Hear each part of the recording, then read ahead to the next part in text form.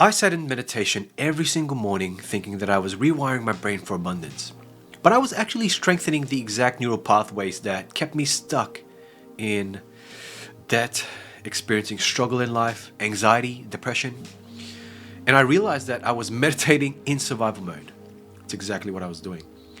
I was literally reprogramming my subconscious mind to stay broke, stay stressed, stay struggling, stay anxious, all while thinking that I was becoming this abundant, enlightened person because I was simply just meditating, right? And then I discovered something so obvious, yet I completely missed. And that thing changed every single thing for me. And within 6 months of making this shift, not only did I clear my debt, but money started to flow to me like a person who had a one-hit wonder, okay? The crazy part was that I wasn't doing any new techniques.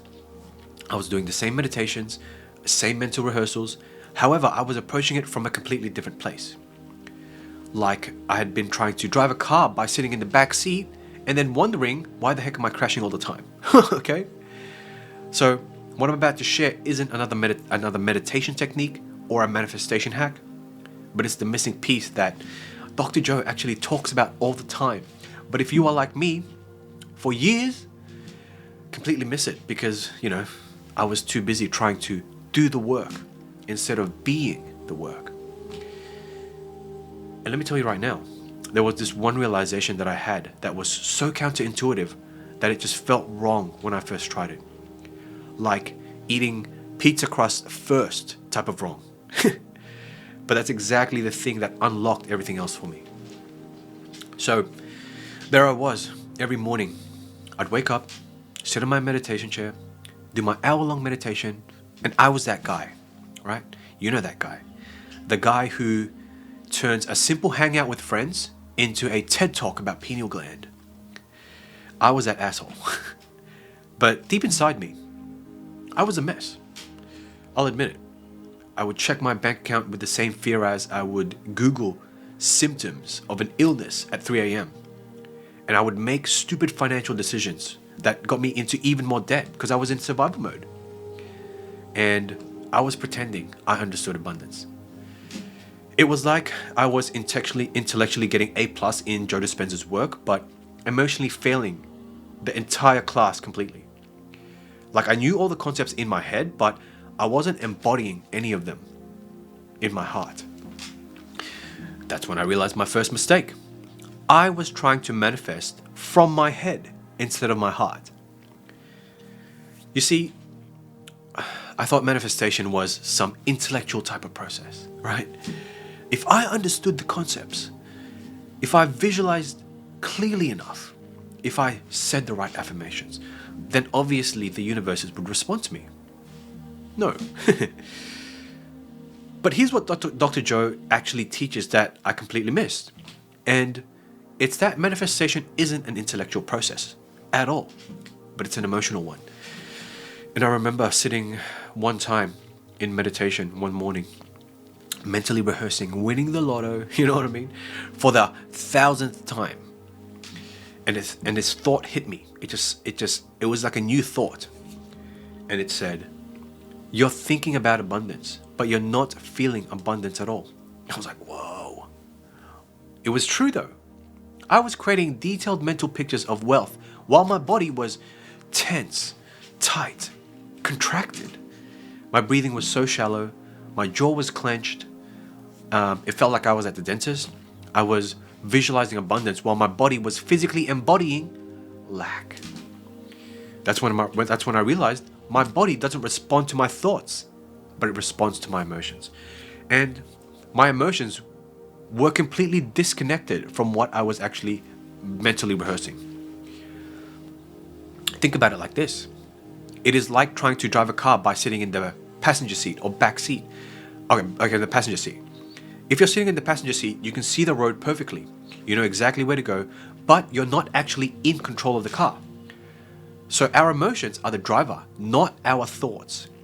And my emotional driver, oh my God, was drunk on anxiety, struggle, making all the wrong turns. And so the body is the unconscious mind. And it doesn't understand English or any language. It only understands the language of feeling, emotions. And so there I was, speaking English with my mind while my body only understood anxiety knees. And guess which one was winning? The body, every single time. And that led me to realize what my second mistake that I was, the second mistake I was making was that I couldn't access elevated emotions because I was stuck in survival mode. And so we can't create a new future while living in the emotions of the past. But I never really understood what that meant until I realized I was literally trying to manifest while my nervous system was in fight or flight. It's like trying to write poetry while you're being chased by a bear or a tiger. Not gonna happen. So every time I sat down to meditate, my body would be flooded with stress hormones, cortisol, adrenaline. And so my nervous system was screaming, danger, you have debt, your bills are piling up, you've got so many problems in your life, right? In that state, I was trying to access feelings of abundance, gratitude, joy. Even just saying it now, don't you see how silly it is? That is like trying to relax while someone's chasing you with a weapon, right? And so I realized I had to regulate my nervous system first before manifestation could even begin to work. And that was a game changer for me. So I started doing something so simple, yet so profound. And it was before every meditation. Before every meditation, I would sit 10, 15 minutes just regulating my nervous system. Deep breathing, progressive muscle relaxation, heart coherence techniques, or do Dr. Joe's breath. I wasn't even trying to manifest during this time. I was just trying to get my body out of survival mode and into a state where elevated emotions were even possible. Similar to warming your car before going for a drive, or warming up at the gym before you go for a run, or at the gym, right? Doing some warm-up stretches and stuff. And let me tell you, the difference has been night and day. And it was like I'd been trying to tune into a radio station with the power turned off. That's what it was like. Once I got my nervous system regulated, suddenly I could access feelings that had been unavailable. I couldn't access before. And I was like, oh shit, this is what Dr. Joe has actually been talking about this whole time. But this is where it gets really cool, because even after I regulated my nervous system, there was another roadblock that I hit. And this was super counterintuitive. And so listen carefully. The counterintuitive part was that I was still trying to manufacture emotions instead of allowing them to emerge naturally. Let me explain. I would sit there in meditation thinking, okay, now feel abundant, right? Feel grateful, feel joy. I was forcing it. I was trying to generate these emotions through willpower, right? That is like trying to force yourself to laugh at a bad joke. Like, you can make the sound like ha, ha, ha, but it's not the real thing. And it felt fake. It felt fake because it was fake. I was creating what I call forced emotions. And it's imitating the real thing. But it's like the difference between, a forced smile in a photo and a genuine smile that happens when something truly makes you want to smile, or something makes you happy. And so here's the thing. Listen carefully. Our body knows the difference. We cannot fool our nervous system. We can't fool the body.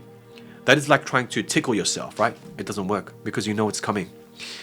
So here's what I tried, and this is the counterintuitive approach. Instead of trying to force specific emotions, I just focused on feeling good in the present moment. Not abundant emotions, not anything to be grateful for specifically, just good, relaxed, at ease, softened up. Just like the feeling when you take off your pants or your bra after a long day. I don't wear a bra, but I could imagine it's that freeing.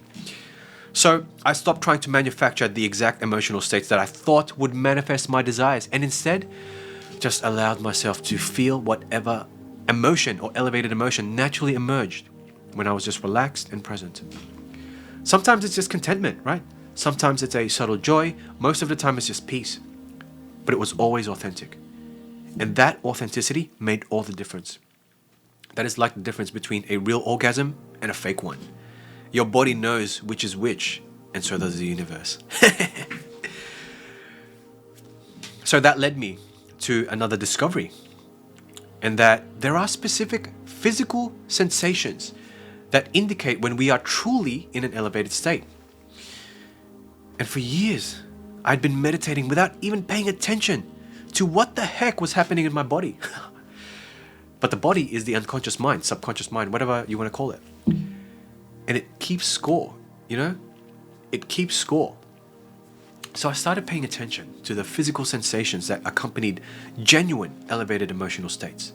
And I noticed some patterns. So write this down. When I was truly in an elevated state, my breathing would naturally deepen. It would slow down, and it would become more full. My shoulders would drop away from the ears like they were finally on vacation, right? Yay! And then there was a warmth in my chest, a slight tingling in my hands, slight tingling. My jaw would relax, and something weird would happen is that when I'm in like slowed down brainwave states, my hands would get cold. I googled it, and basically all the blood was rushing into my heart. And so I started using those as guideposts. Whenever I would visualize abundance, I would make sure my jaw wasn't clutched, right? So, but when these physical sensations weren't present, or were present, I knew I was genuinely in an elevated state, even if the emotion wasn't as dramatic as I thought it should be, right? Sometimes I have subtle elevated emotions, sometimes they're big. Just depends on the day. But there's a direct connection between physical sensations and manifestation power. That's what I realized. When your body is relaxed, you're not in survival mode. When you are not in survival mode, you have access to your frontal lobe, to creativity, to possibility. Now this is the generous present moment. The state where you are fully present, fully relaxed, and therefore fully open to receiving. And I finally understood what he meant by that phrase, the generous present moment. It's like when you are so relaxed and so present with someone that time seems to slow down and everything they say feels like a gift. That's the generous present moment, where you can enjoy a sunset, right? And so once I understood that the physical sensations of elevated emotions, I developed another skill. It's just like they just kept stacking on. And it was the ability to recognize and interrupt old thought patterns in real time. This is a great skill. Our brains are pattern recognition machines. They love to run the same neural pathways over and over again. It's like your brain is a DJ that only knows how to play one song. That's what it's like. So I developed what I call pattern interrupt practice. So throughout the day, I would check in with my body. Body, how you feeling right now? Or even my state of being. What's my state of being like? How's my breathing? Are my shoulders tense? Am I walking around with a slouched shoulder again? Is my jaw clenched? And if I noticed those physical signs of stress or survival mode, I'd immediately stop and ask myself, what am I thinking right now? What story am I telling myself? What's on autopilot right now? Then I would catch myself, right? When that would happen, if I'm in survival mode, I would catch myself running an old thought pattern. I don't have enough. This is too expensive. What if I can't pay that bill? You know what I mean? Whatever it was. The magic wasn't in noticing these patterns, but it was interrupting them before they could trigger an emotion, right? I would take 3 deep breaths. I'd place my hand in my heart and consciously relax my body. And then, listen carefully, I wouldn't try to force a positive thought or positive emotion. I would simply ask myself, how would my future self think about this situation? That's it. This question shifted everything because my future self, the abundant, confident person that I was becoming, would see the situation completely different than my past self would. It's like asking, what would Batman do? Except Batman is just a badass future version of you who has their shit together. That's it. You know what I mean? Now this brings me to perhaps the most powerful shift of all, is that I started making decisions from my future self instead of my past self. And I never fully grasped it until I actually started practicing it daily. Every decision, no matter how small or big, became an opportunity to step into my future self. Should I buy this coffee? Okay, how would my abundant future self approach this? Right? Should I take on this client? All right. What would my confident future self do? Should I invest in this course? All right. How would my evolved future self decide? And the answers were often surprising. Oh, most of the time, well, I'm not going to say most of the time, sometimes uncomfortable. My future self was more generous in some ways and had more boundaries for himself in others. My future self invested in growth without anxiety, obviously with discernment. My future self valued time differently than my past self did, right? He wasn't wasting time anymore on dumb shit. And my future self didn't stress about spending $7 on a coffee because he was good for it. My future self didn't take a client that drained his energy for a paycheck. My future self invested in courses that expanded his mind instead of buying another pair of shoes to impress people he didn't even like, you know? And the crazy part was, oh, this is crazy, you gotta listen carefully. When I made decisions as my future self, I physically felt different. My posture changed, my breathing changed, even my voice changed slightly. It's like when you put on a really nice outfit and suddenly you are walking confidently, right? You're walking different. Same thing, but with your entire being. Because I wasn't pretending to be someone else. I was stepping into the identity that was already mine, however not yet fully embodied. It's like trying on clothes that are actually a great fit for you after wearing, loose, baggy clothes your whole life. And the more I made decisions as my future self, the more that self became my present reality. And it wasn't about waiting for external circumstances to change so I could feel abundant. No. It was about feeling abundant now and letting that feeling change my decisions, which then changed my circumstances. And this is a generous present moment. That space where you are not defined by your past, where you are fully present and you are making choices as the person that you are becoming, not the person you've been. But I want to be completely honest with you. This wasn't an overnight transformation. Obviously, there were days, okay? I'll admit it, there were days where I slipped back into old patterns. Times when stress or triggers would just get me right back into survival mode, having a pity party for myself, right? But the difference was that now I could recognize when that was happening because I developed what I call emotional awareness. And it's the ability to notice when I was slipping back into survival emotions. The physical sensations of survival emotions was my first clue, right? Tight chest, shallow breathing, clenched jaw, racing thoughts. That was my most obvious one. Racing thoughts, like, man, what's going on?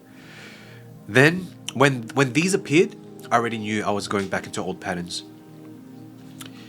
But instead of beating myself up, which I would normally do, or reinforce those survival emotions, I'd simply acknowledge it, right? Oh, damn.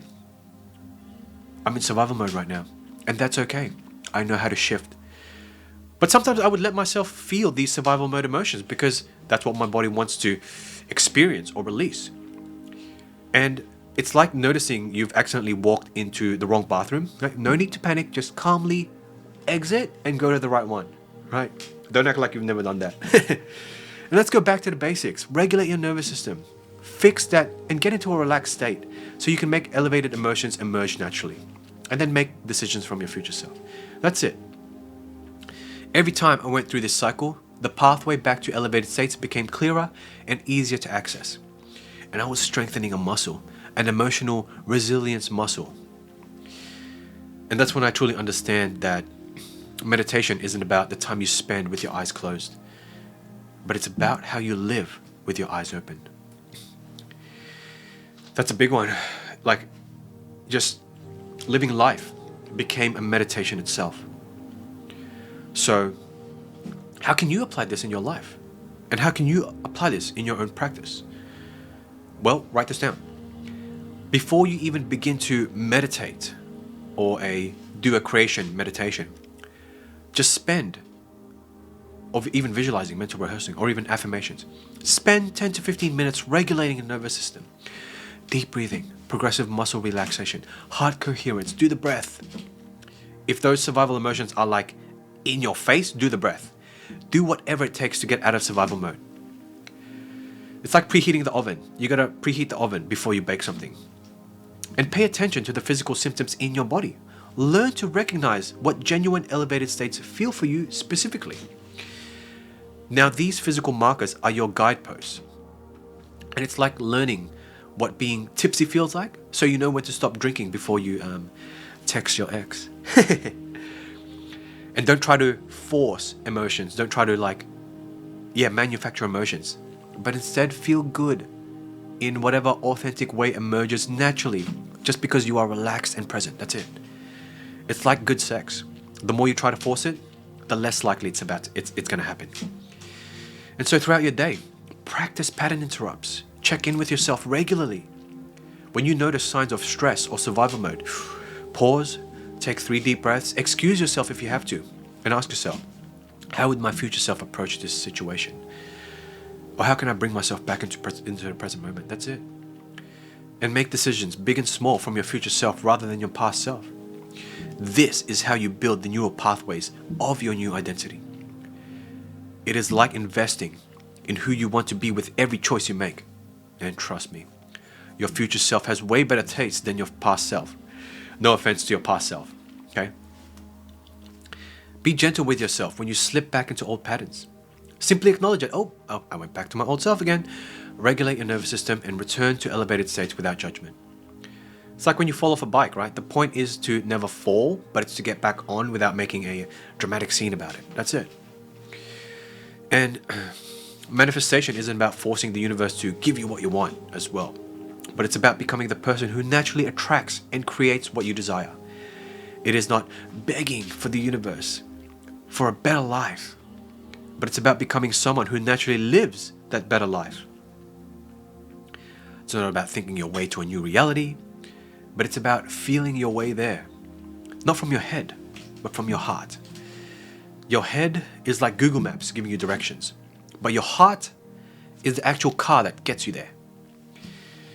And when you make this shift, when you stop trying to manifest from survival mode, when you allow authentic emotions to naturally emerge, when you make decisions from your future self, everything changes rapidly. Not because the universe suddenly starts listening to you or favors you, it's always favoring you, but because you finally, listen carefully, because you finally start listening to yourself, your whole self, body, mind, heart, and soul. Look, I'm not saying this is easy. If it were, everyone would be walking around driving Ferraris, having the perfect abs, you know what I mean? But it is simple, and that's the beauty of it. It's not about adding more complexity to your practice. It is about stripping away everything that's not essential and focusing on what actually works. And I spent 3 years, probably more than that, overcomplicating this process, thinking that I needed more techniques, do more meditations, more information. But what I really needed was less. Less stress, less forcing, less thinking, more feeling, more being, more trusting. And that's the invitation that I'm going to extend to you today. Stop trying so hard.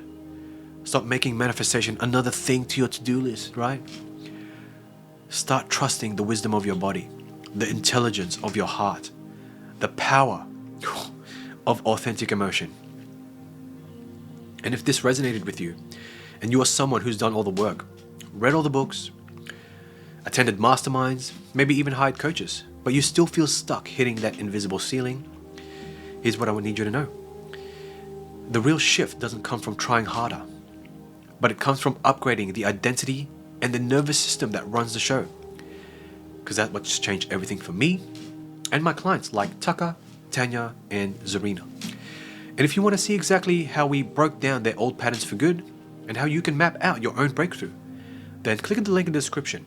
It'll take you straight to the details about my private mentorship, and you'll actually learn the process of, or how the process works and why it's different from everything else out there. So if you're ready to stop circling the same problems and step into a new level, click the link below and let's see if it's a good fit. And if it is, then let's talk. And let me know in the comments, what's one decision you can make today as your future self rather than your past self? And I've been reading every single comment, so I'd love to hear from you.